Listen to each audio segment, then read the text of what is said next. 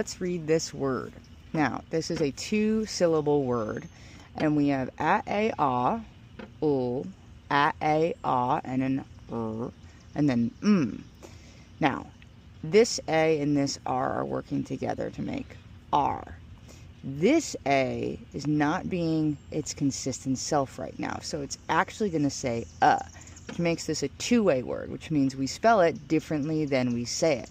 We spell it A, R, We say it A, R, alarm.